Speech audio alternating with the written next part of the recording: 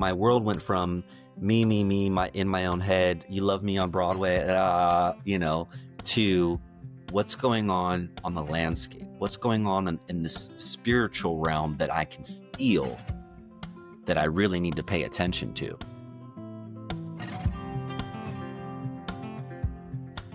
Hello, everyone. Welcome to the Life Shift Podcast. I am here with Seth. Hello, Seth. How are you, Matt? Pretty good.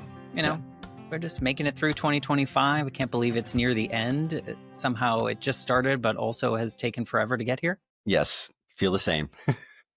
We're all kind of in a similar boat here. Well, thank you for wanting to be a part of the Life Shift Podcast. It is, I'm going to say it again because my listeners hear me say this every time, but it's like this journey that I never could have imagined for myself, to be able to talk to so many different people about really different lived experiences, but yet find how very similar we are in the way we feel about these situations. Some external life shifts, some internal fires that light us and move us to new spaces in our lives. So I thank you for just wanting to be a part of this. Absolutely. Thank you for having me. Well, my pleasure. And we'll see by the end if you think it's your pleasure. So there's that. But to give anyone some context of the life shift, this show really comes from an idea of my own life shift when I was 8. I was visiting my father. My parents lived states apart, and my mom was on vacation. I was on vacation visiting my dad, and he brought me into his office one day to tell me that my mom had been killed in a motorcycle accident. And at that moment, I lived with my mom full time. Everything I did revolved around my mother only, and I saw my dad on occasion. And I knew that nothing about my life was going to be the same again. Not from my house, not from my family, my neighborhood, my friends, my school, my parent, to, move through the world. It was going to be wildly different than anything I had ever imagined. And all the while, this is late 80s, early 90s. So, nobody was talking about grief or mental health or anything like that. Nothing was really that important, or everyone was still sweeping things under the rug. And so I just assumed I needed to show everyone I was happy. And behind the scenes, super messy, 20-year plus grief journey there. But I always wonder, do other people have these like line in the sand moments in which from one second to the next, everything is different? And now my naive brain of thinking everyone had one life shift moment has been squashed by all my guests. And also, not everyone has this external life shift moment. And so I've learned so much from a lot of people who have created the life shift moments within themselves, this internal fire that caused them to make changes. So I say all that to say, to give some context of what the life shift is, in my opinion. And I'm looking forward to hearing your story. First, I want to ask you, 2025, how does Seth show up in the world? Like, how do you identify these days? Like, who are you? I am a human having a human experience.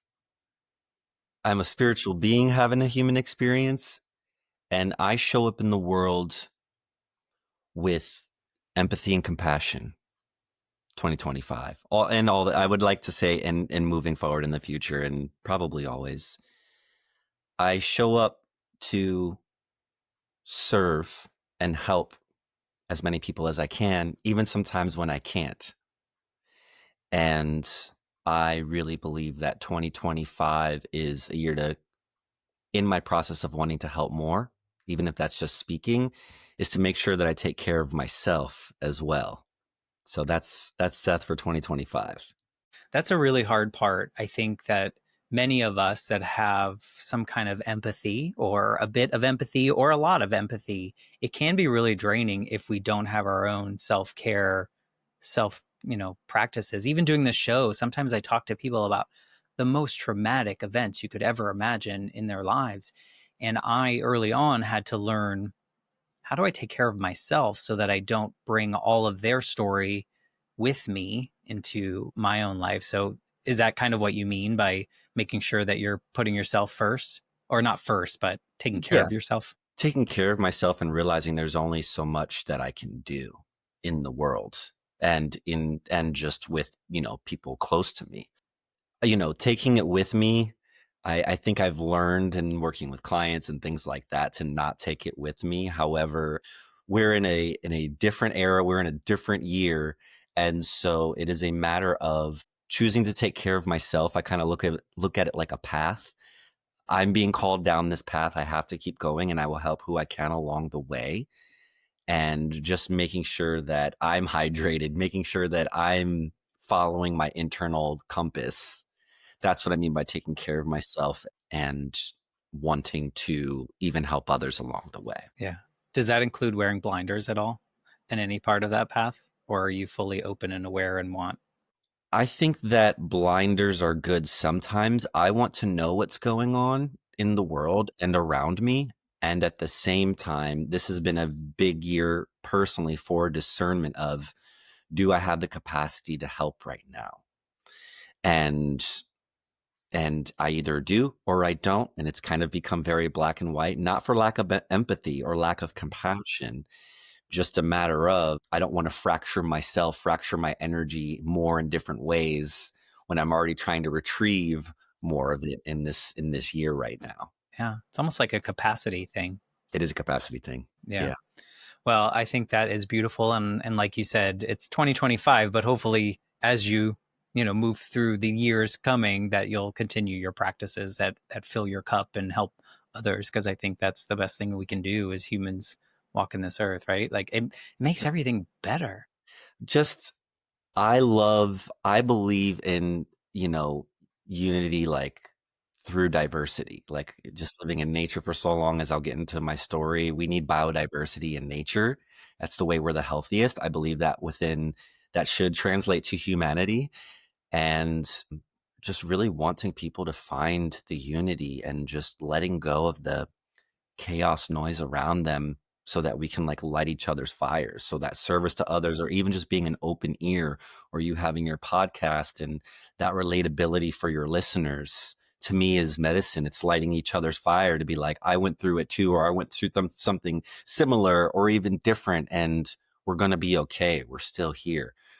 I just want us to keep lighting each other's fires in this wild world.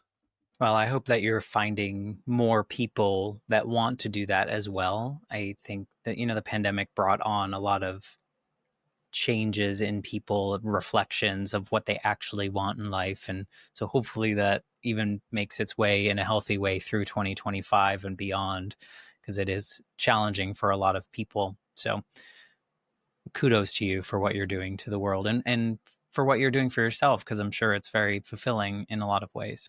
Yeah, I want to answer, fully answer my internal vision, my internal call. So Love it. We're patience. not taught to do that. We don't No. grow up knowing how to do that. So good for you.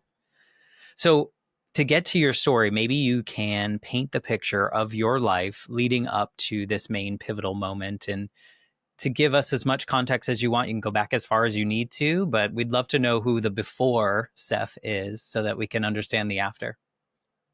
So I grew up in the Midwest. I grew up in Northeast Ohio. I grew up playing sports, and I grew up dancing and just wanting to perform since I can remember, because it was the 80s, early 80s into the, early 90s. Everybody was just dancing.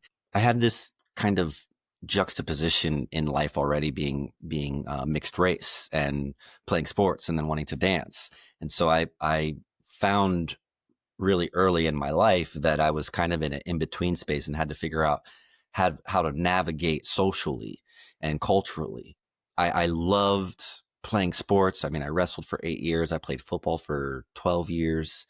And then I started dancing early, but really started taking it serious around like 10 years old. I had a great, childhood growing up, and, sort of moved into really listening to what I wanted to do, which was to perform.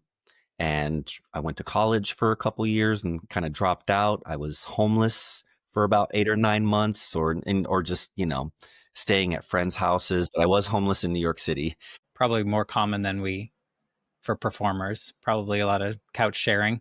A lot of couch sharing, but like actually like, living in abandoned buildings. And I was so Gosh. young then that it didn't really bother me, because to me it was a new experience more than it was I'm without a home. To me, as long as I had a place to like lay my head, it was such a interesting time. but I wasn't scared. I wasn't nervous. And I think that's what's most interesting. It just Yeah. felt like I couldn't give up on my dream. Otherwise, I was going to have to go home to Northeast Ohio. And I said, absolutely not. Even though I love where I grew up, I wasn't going to give up on my dream. So that was a big kind of shift into the rest of my life, which was trust yourself. Did you have a lot of that growing up? Like, was your family very supportive of all the things that you wanted to do, or were you proving something, or? They were, but I was a hyperactive kid. I'm still very hyperactive, and I got diagnosed with ADHD when it was really coming out in the 80s, but my doctor said, he doesn't need medication. He just needs to stay active, which is true. But I do have a very overactive mind, and I've had to learn, a lot of different meditation techniques, what works for me, and just really stay active. So meditation works for me. Being out in nature works for me. So I've kind of had to combat that, especially in adulthood when I am less active for certain, for reasons. But really, my first big shift was when probably around between 18 and 20 years old, because that was when I took my first spiritual deep dive and rabbit hole and going heavy into meditation and astral projection and just studying tons of different books and DVDs when we had DVDs, and was really just working on myself spiritually because there was something in me that knew there was a beyond this physical realm. And I was still performing, but literally almost every night I was meditating for 2, 3 hours, sometimes falling asleep. And I kind of woke up to a different reality again beyond the physical realms and had to start to figure out, how do I navigate now in the regular world? And it kind of brought that I live between two worlds sort of thread, sort of storyline. I live between two worlds, again, culturally, racially. I live between two worlds, between loving sports and entertainment and performing. I'm learning Midwest and urban. Midwest and urban, yeah, like New York and the Midwest, and then now this spiritual, non-physical realms, and then the physical realms where there's not many people to talk to about it. And that sort of duality from 18 to 20 lasted me all the way out through my career, all the way to where I am in my early 40s right now. So I, up until this point, have always bounced between doing a Broadway show and then going away to the woods for 6 months. Really? And coming back, yeah, I worked at a primitive skills school for 6 months, and I just lived in the woods and I learned primitive skills and nature philosophy. And then I'd come back 6 months, a year later and do another Broadway show. And then I would, after my last Broadway show, I left for 7 years and just completely went on my spiritual journey. It's kind of brought me back to, I still help young performing artists and I'm still in my spiritual journey, and just kind of learning how to do both, because one is a passion, one is my calling, and the other I'm really good at. And I want to help those, next generation to help themselves. But that first 18 to 20 years old, it just opened my eyes to everything, because I wanted to understand, as a late teens, early 20s, what is going on here? What is going on this planet? What triggered your interest in that? Or was that something always like as a kid? It just feels like it was a different, maybe it wasn't the time period that a lot of people were doing that. So it's almost like I'm curious as to what triggered you to go deeper into that and not just dismiss it as another thought that you had. I've never had that question asked to me in all the podcasts. So I love that question. Thank you, because I've never thought of it. But as soon as you were saying it, I wasn't living in Harlem. I was living in Manhattan still. And I would go up to Harlem all the time because I just loved the culture. That's where I would shop. And there was one guy, his name was Ra, and he sold all kinds of spiritual, esoteric DVDs.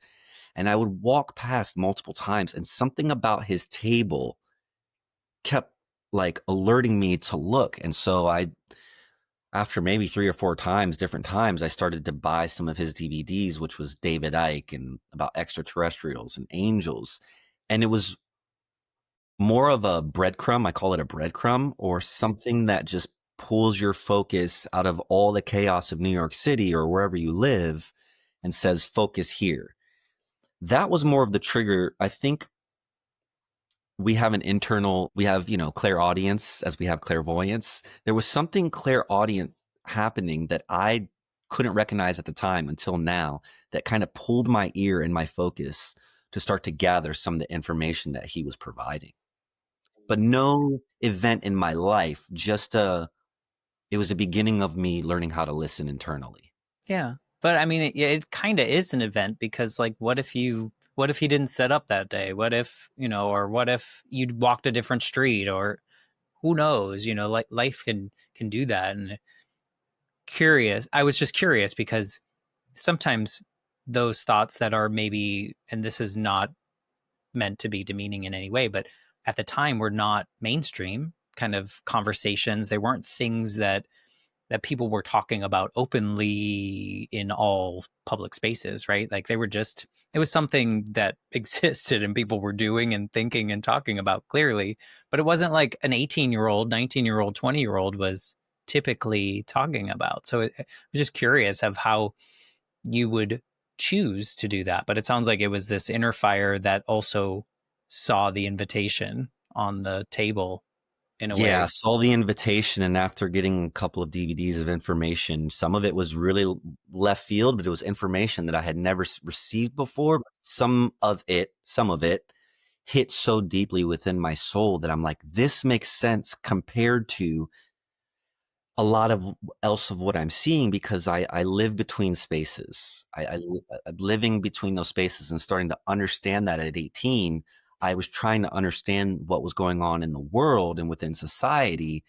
And for me, this was information that helped me see between the spaces of why we are where we are in society at this up to that point, and even up to today. You were more advanced for an 18-year-old than a lot of 18-year-old brains because 18-year-olds are like, where are we going to go next? Or what are we going to That do was still next? me. Oh, don't. Okay. I was still partying like hard, but it was that kind of duality of my life where it's Fridays and Saturdays. I mean, that was in New York City, and but then sometimes I just wouldn't go out, and throughout the week I would study or meditate. Yeah. Did you grow up in religion at all? No, my parents came from different religious backgrounds, but they weren't practicing. But I was reading and going to like different churches. I was reading different material, and so all of that to kind of come full circle, it's a part of who I am. I remembered who I was after this long, 20 plus year journey. Yeah. So growing up, you didn't have like the organized religion structure, and you were searching for like the meaning of life, essentially, not in a Essentially, I mean, we had, my mom, we celebrated Hanukkah. With my dad, we celebrated Christmas. I mean, the family celebrated both, really, but my parents came from two completely different. But having to go to church or temple or anything like that, we didn't have to do. Yeah, and you didn't have to same thing. Like growing up, my dad is technically Catholic. I mean, did we go on Christmas and Easter? We sure did, but did we know what they were talking about? Did we follow any, like it was like a checkbox. It was just something that we did. And the reason I asked that question is not anything about religion, but I think that those that have grown up in religion and don't necessarily buy into the religion that they grew up in because, they're kind of just it's part of their family. There's not something they got to choose at first. Right. I think if those people kind of tend to seek out more, or they feel more spiritual and they kind of move into this, like, okay, I understand this, but like, what is it really? What does What it is it really really? mean? And religion is different from spirituality and what you do and all that. I understand that, but just curious if any of your upbringing pushed you in a direction. Sounds like Right. not really. It was more just like a open space, like, because it was already an acceptance. Did you? This is sorry tangent. This like squirrel moment Go ahead. of. Did you feel like you belonged in all of your spaces, or did you always feel like some part of you was not in the right space? I always felt like I was home in different spaces, but I think I learned how to chameleon very well, very quickly. I just had to find relatability in whatever space I was in. Now, did I get made fun of and from kind of crossing over in these different spaces? Yeah, but the not within my football team, not within my choir, not within my dance team. It was just people that didn't see and didn't understand because of their parental programming. So, Right. Yeah. Just curious because I think sometimes people that talk about, having these I don't want to use opposing, but two different things that seemingly are opposing, but they should, I mean, sports is performing too, right? Like I feel right. like And at the dance end of is the athletic. So, and yeah. right, exactly. So, but I feel like sometimes people that they just mask in those spaces. They mask that they fit this box, and then when they go over here, they put on that mask. I'm so curious if you felt like you fit, but it sounds like you did. Yeah, I didn't mask because I had too much energy to pretend. And you're like, I just love it, and here we go, let's Yeah, go. And I for mean, that's better fin. or worse. Yeah, Yeah, well, we've all done that, yeah. whatever we're in. But I love that. I love that as an 18-year-old that you had enough trust and confidence in yourself to like dig deep into these areas and still fulfill the other parts that enjoyed you, but like go into an area that seemed like maybe different than others. Curiosity. Yeah. But like It. you went hard though. Like I some went. people are curious and read a book, but like you were like, I let's was go. devotional. Yeah, Yeah. And did you and find it was changing your life? that was like one of many first big life shifts because things started to make sense to me because I wanted to understand. I still remember my initial reasoning even as a teenager in high school. I want to understand, why is it so hard for people to be happy? Why is it so hard for people to make money? Why is it so hard? Why are we all fighting? You know, why are we going to these wars? I mean, 9/11 happened when I think my junior year. Why do they want to? Why does one government want to hurt another government or one country? I just had too many whys. And then I really started to dig in, not just the spiritual aspect, but the geopolitical aspect of why things happen within this world. My dad's black, my mom's white. Why can't they go anywhere without there every once in a while being criticism or, like friends and in the dance world, if you come across like, I'm not gay, but why do you make fun of my gay friends? Or if I was gay, why? What are we doing? Like, why can't we just why can't I be who I am? Why can't you be who you are? And we just chill out and have fun. Yeah. Well, I So, think a lot of us have those questions still, and so but we're still yeah. there. And I mean, I've come to many conclusions since then, but there were so many whys of what I was observing. And I was like, where am I? This doesn't make sense. Yeah. So 18 to 20, you're kind of dipping your toes in this or you're getting soaking wet and then you start to live this or not start, but you Yes. more It was a start. intentionally Yeah. live this duality out loud. Like you run off, you do your show, and then you take some time and do something. What does that look like for you? Give me I don't know what this means, but like what was the first time you chose to say, okay, show's over? Yeah.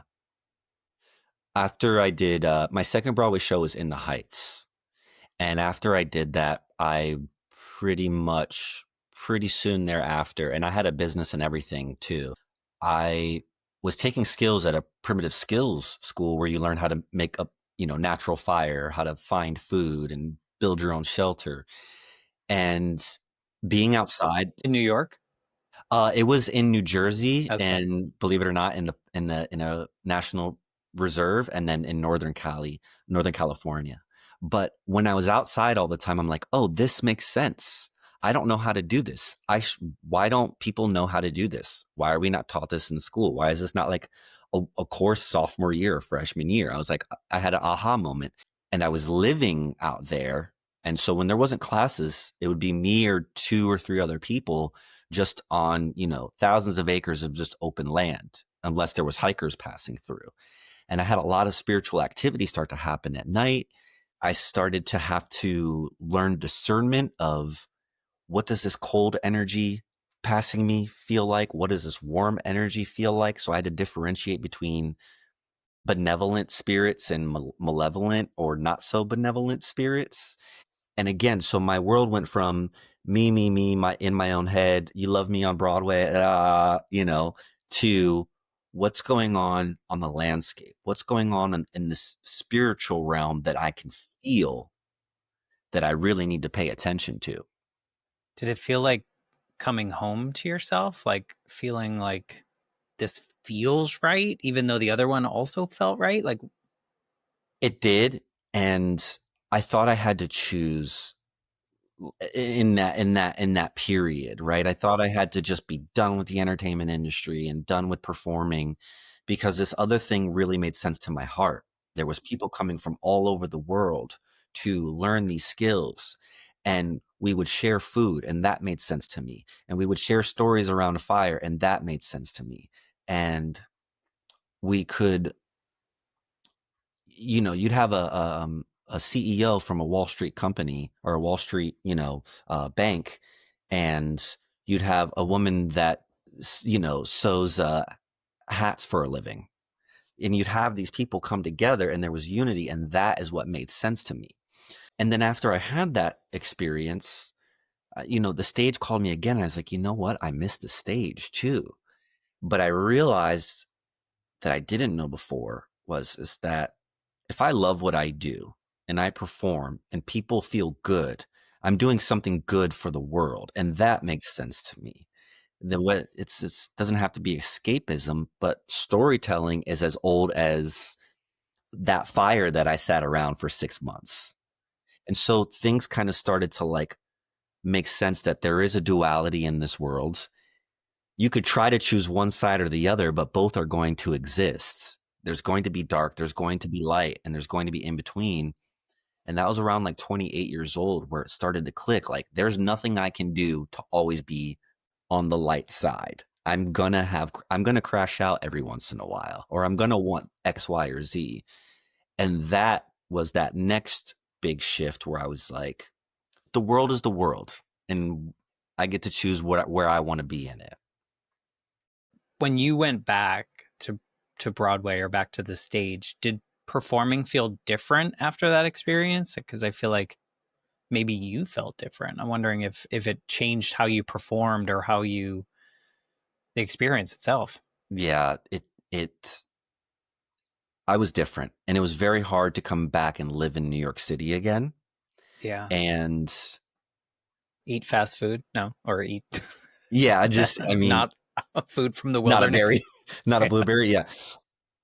Uh, the hardest part I had was I was turning on my facilities, my internal facilities, to feel like physically like on a landscape really, really far, to know, is there a coyote over there, or is there a deer over there? Should I leave that alone? And then expanding my spiritual capabilities to when I came and living back in New York City, or just being around people in close proximity, I was starting to pick up on all of what they were. I could see behind their mask, and it bothered me. And so I had to learn that I had to create this kind of dial where I had to dial down everything to be like, I don't believe in looking into other people without their permission, right? I don't believe in, I just don't believe in that. And so it was happening naturally, and I had to like pull back all my energy, and that was hard. But when I got on the stage, I could let it happen again, because when you're on a live stage, you have to be laser focused. Somebody could fall, you got to pick them up and keep saying your line and keep moving. It's that is where I could kind of get back to that natural awareness. And then after I did that last show, I left again, and I left for 7 years, and was like, I got a spiritual tap on my shoulder, and it was like, this is your last Broadway show. I heard my higher voice, my higher self say, this is your last show. That's And scary. it was scary, and it was sad, and I didn't tell anybody. Mm. So how did you just left? Bye. I had 3-4 months left in my contract, and I knew I wasn't going to renew, and I knew I was getting called to travel, and I was going to be led spiritually as long as I like prayed and was in my heart. So I left for since 2019, 2000 and mid 2017. Finished my Broadway show, and then I just was, going to Peru, going to Mount Shasta, going to all these mountains and jungles, and just learning different sacred techniques. I had multiple awakenings there through plant No medicine surprise. and all of Never these. heard people do that. Yeah, right. And so it's just, maybe I'm jumping ahead and bouncing around. So my apologies for my No. squirrel way of thinking and explaining, but I've kind of come full circle to realizing that life has many little shifts and then major shifts, big traumatic experience. Like I lost my father to cancer. We're going to lose, parents, and it hurts. And we're going to lose family members and friends. And sometimes we lose family members and friends to their own depression or to their own psychosis. And I just am at the point now where I'm trying to understand, which is what I share with my friends and people that I care about, is how can I navigate my own path, and kind of like I kind of see it as a boat on the ocean. How can I navigate my own path? Because we're all on this ocean of life. It's just how I've begun to see it as of this year. The waves are going to get crazy, and then sometimes it's fine. But when they get crazy, how can I navigate my ship? Because I know where safety is. I know how to ride these waves now. And how can I help other people on their ship? Because people are drowning through or getting ready to be capsized per se, because these waves are so drastic within society and spiritually and geopolitically, and I mean, you name it. And that's kind of been my focus, is to really help people stay grounded within themselves and be able to navigate their own ship through these waves. We're going to get through them, but It's hard though. In the moment, most people don't think you'll like it's impossible. How are we going to get through this? Like, for instance, when my mom died, I was like, no chance. Like, life is not really possible after this because there was no picture of it anymore. It was like, let's wipe that slate yeah. clean. And I was 8. So I don't know. I didn't imagine much more than 9, like I was ready for my next birthday party, whatever that was going to be. Mm-hmm. But I've talked to so many people that they hit these moments in their lives in which it feels really insurmountable. But we talk through the conversation, right? And we get to this 2025 version of them, and they look back and you're just like, who knew that the human spirit is that resilient? Like, we knew logically, I think, but personally, it's really hard.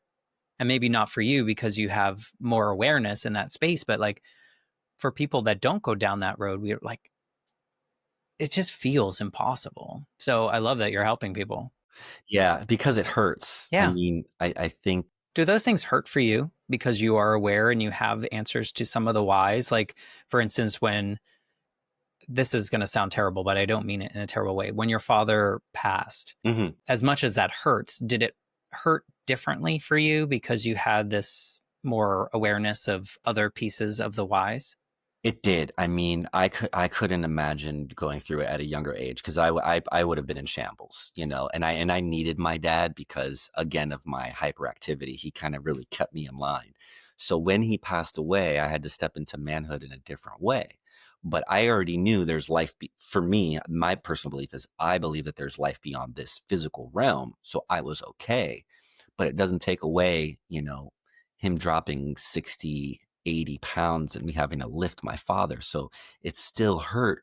But because I had that awareness of there is something more for him, there's something more for him beyond his suffering. There's something more for me that, okay, because I was angry at my father for different reasons. Even though he was a great dad, he wasn't, always a great husband. But I realized, like, he did so much, and that's what I need to focus on, and that I am the evolution of my parents. So I'm the next best evolution of him, and then, my mother. And what can I do to be that better evolution of our family? But it still hurts. And so I think that's what's keeping me going throughout this year, 2025, is that we have to know that there's a 2026, 2027, and 28 up into 2030 and beyond. And it's going to be scary. Yeah. And maybe we can't, I think most of us can't really see past these next few years. But I think we have to train ourselves to believe it and to like take care of ourselves and just check in on our friends and our family. Like we just have to ride the waves.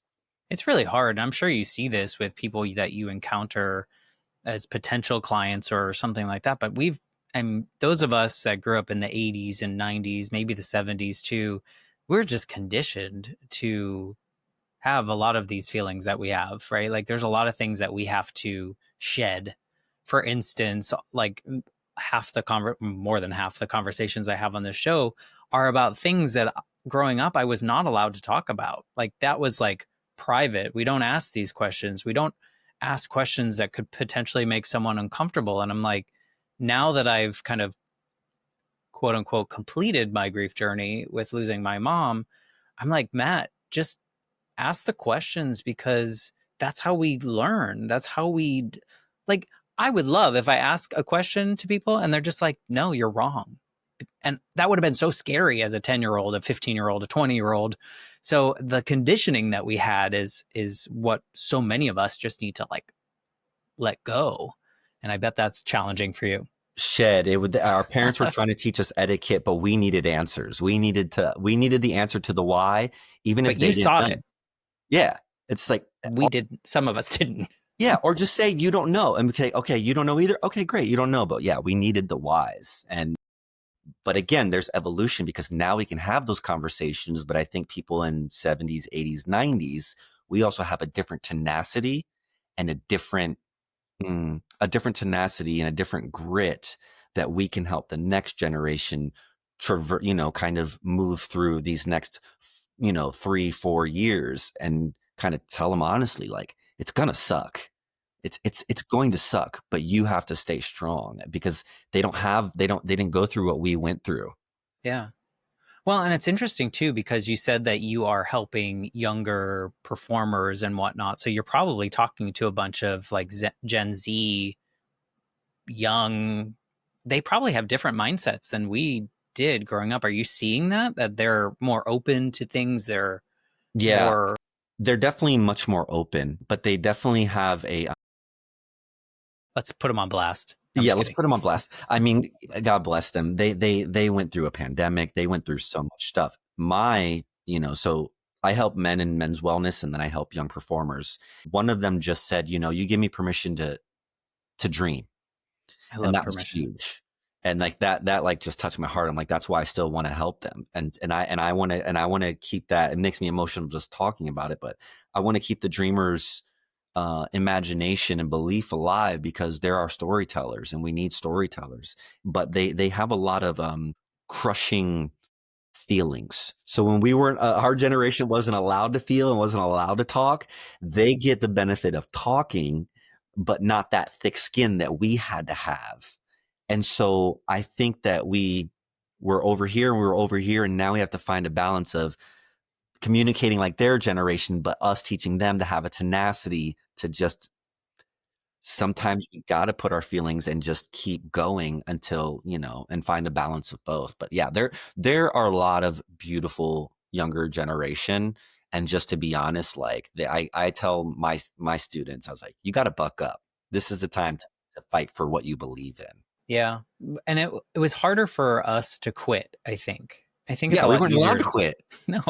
or We we got were, made fun of, or or whatever, yeah, talking got to to. But get in yeah, trouble at home, like yeah, for me, it was a different experience because losing my mom felt like abandonment in a small brain, like a young child's brain. And so I took on tendencies of perfectionism. And so I just figured I had to be perfect or my dad was going to leave. And that lasted until I was like 20 something. And so there was like, it was like complex. Like I couldn't quit, but I also stifled myself because I chose only the things that I knew I could be semi good at. So it was like, there was no challenge there, which I'm like, man, had we had the tools in the early 90s for mental health and grieving and all these things for little kids, I'd be in a different place. We wouldn't be having this conversation, but I might have tried a lot of cool things. But, we're all, I guess, our circumstances bring us to where we need to be, and in time, I guess. That's I'm what giving that's myself excuses right now. No, I don't think it's excuses, and I'm just really grateful because I have a hard time giving myself patience and giving myself gratitude for like my journey. My journey look to the outside looks like there, maybe accomplishment, but inside I'm just trying to, keep this calm, keep my mind calm and stay in my heart.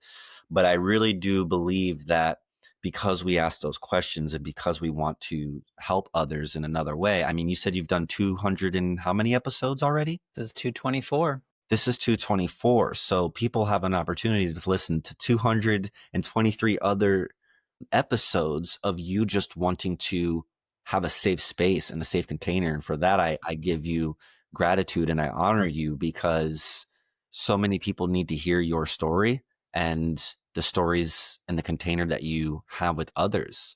And so it's like, we got to give ourselves credit, even if it's in our 40s and 50s and 60s, because I don't care if we only help like 3 people in our lives. That's 3 more people. I'm trying to remember that movie now that I was from the 90s.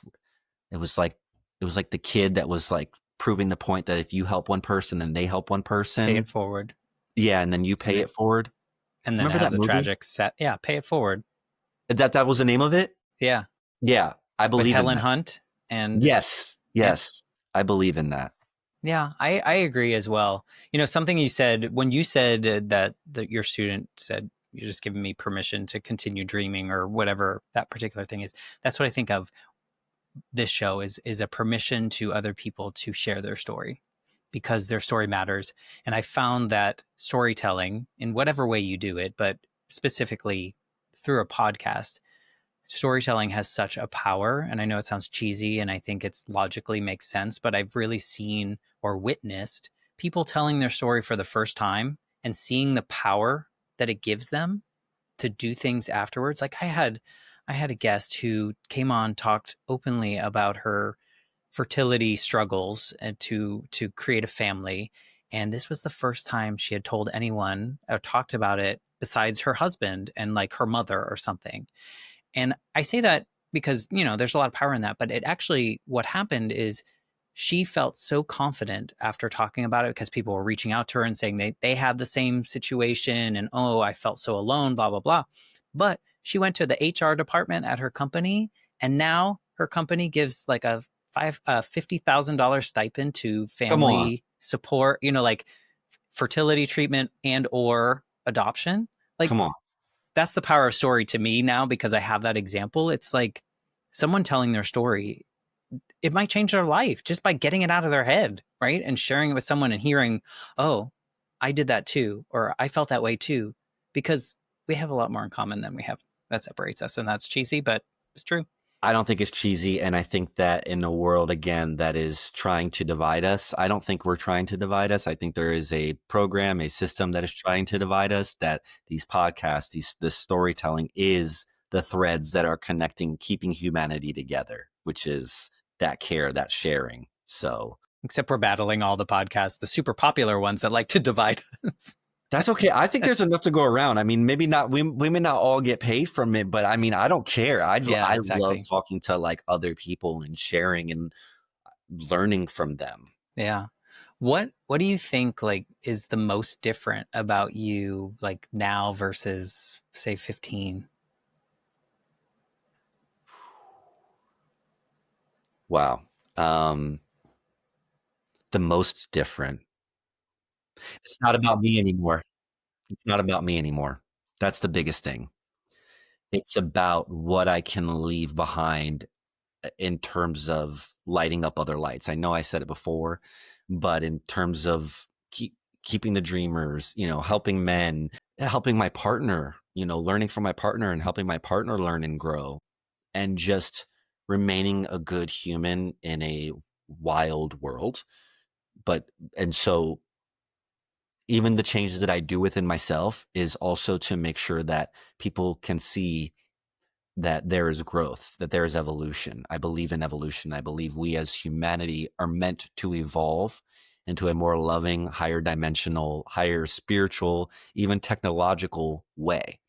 And so it's not about me anymore and what and everything that I want to do. It's how can I do what I want to do and help people along the way. Yeah. I mean, that's big and beautiful, and it's so like simple but complex. It's very So interesting, right? Like you say it sounds simple. Oh, it's not about me anymore, but it's huge. It's a huge foundation that has to come with that. I can't help because I did like theater in high school and had a great time with it. I wasn't good, but it was fun. Do you miss the stage? Are there pieces of you that I feel like do. you should be back? Yeah. I Is admitted there it this year. is there a piece of you that might? There is a piece of me that might. So I'm leaving it open to the universe. Okay. I'm just doing the next best part. I'm just doing the next part of my journey the best that I can and what I think I should be doing.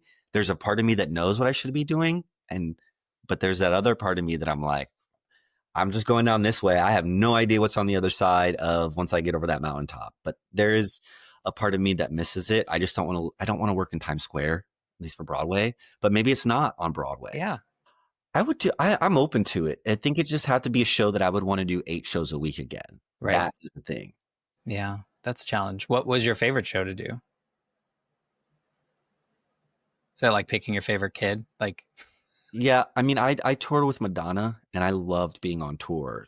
So, and I loved just when people can scream back at you because they're having an amazing time. That was one of my favorite shows, tours. oh, that's awesome. Yeah. I think it's people fantasize about these things and then they don't necessarily think of all the details that come with doing 8 shows a week and what that actually looks like and the rest that you need and the self-care that you need to survive that. Maybe after you turn like 25, I'm sure you could probably barrel through in the early 20s if you needed to. Yeah, you don't have a life, and after 25, you're definitely, holding yourself. Worn. Yeah, and just it's real, but you don't have a life outside of it. And in a way, you don't really have a life. Yeah. And your life is probably centered around the people that you work with just because you're with them so often. It is, and so it's kind of been difficult in some ways to kind of not leave it behind, but I'm still triggered in it to a gig economy and kind of had to figure out, well, I know what to do on stage and I know what to do in the mountains and in the woods, but what do I do in the regular like time? And all I could do is just create. So I've created my own things for myself. Yeah. And, Yeah, because you still have to pay the bills and the things that come with this version of the world we live in, right? So yeah. finding a way to pay those bills with something that feels really heart led, soul led, however you want to describe it, I think is really beautiful and commendable. And the trust that you had in yourself to find that path or to follow it, I think is bigger than a lot of people might recognize, or maybe even yourself. Yeah, I still have to do jobs that I don't want to do, just like everybody else. And I still complain about it sometimes. And then I tell myself not to complain. But Yeah, um, I it's just, allowed. yeah, I've seen that when I do something, even if I don't get paid for it and I love it, what I get from giving, it's not even that I'm looking for a return, but it's like, it's almost like it feels good to get it out. And, Hmm. or if there is an energy return of somebody's light bulb goes off, like that's beautiful for me. So I think what I say, Matt, is like, if I had like $10 million, I'd probably just volunteer. I have like 4, maybe 2 that I can think of off the top of my head, but I'd probably just volunteer the rest of my life. That's that's a lot better than a lot of people's Yeah. I mean, I'd have a Ferrari probably, Oh, but well, that's fine. You got to get there. You got to get the to the Ferrari in the volunteer garage. spots. Yeah, and then most of the time I'll go like be cleaning up the ocean with, some of these companies that I follow and I yeah, love that.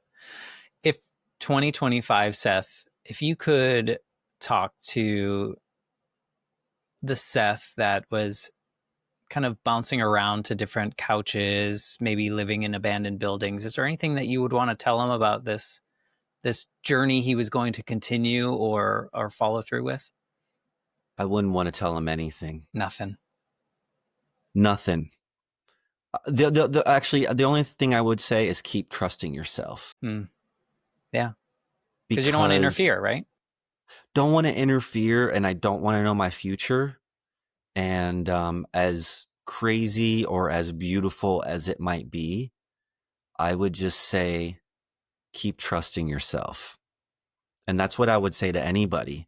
Even if you don't, then just get quiet and start to listen to what your heart wants, regardless of what's going on around you or what people might say around you, because it is the only thing that will keep you sane, is you doing what your heart wants, because that's all we get. We take nothing with us except our experiences and the love or lack of love, in the world. And so we can choose to love, we can choose to trust ourselves, and we can choose to, in our free time, do what we want.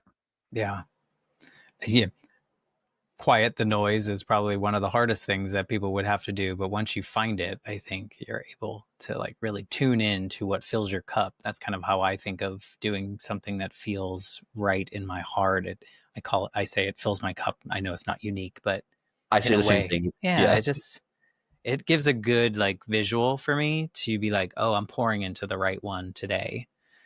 When I'm doing something else that I don't really love, I'm wasting some of that water or whatever it is, that we're putting into it. So I love that you trust yourself this much. And I also love that you still have moments where you're not perfect, because who is? None of us. And I say I trust myself, but I'm trusting myself to be like, oh my, and deep down I'm like, oh my God, where are you taking us? This Yeah. is But I mean, scary. this is our life to live. And I think so many of us grew up with this like assembly line life that we were just kind of checking the boxes and doing. So I love that you leaned into so many things that I think a lot of people in your cohorts probably would not have. So I think it's probably brought you a lot more joy than maybe you would have had otherwise. Yeah, thank you for that. Yeah. If people want to like learn more about your story, learn more about you, connect with you, tell you their story, like what's the best way to get in Seth's orbit? Yeah, my website is imsethstewart.com. I just came out with a book 2 months ago called Follow Your Vision, Live Your Truth. As cliche as that might sound, it's been the theme of my life. But Follow Your Vision, Live Your Truth is on Amazon and on my website, imsethstewart.com. And my social media handles are all the same. I am Seth Stewart. Perfect. That makes it easy. Yeah. Yeah. No, I really encourage someone, and hopefully you don't mind this, but I encourage someone, if they're listening to your story and they feel like some part of it mirrors something that they've experienced and they're struggling to like push past that barrier, to reach out to you and just tell you that your story resonated with them and made them feel allowed to be who they are and what they're doing. Please feel free, because we need community. I And love that. sometimes just I see you. So I see you. I see you, I hear you, I understand you. I think all of those are so powerful, and a lot of things that we don't often hear.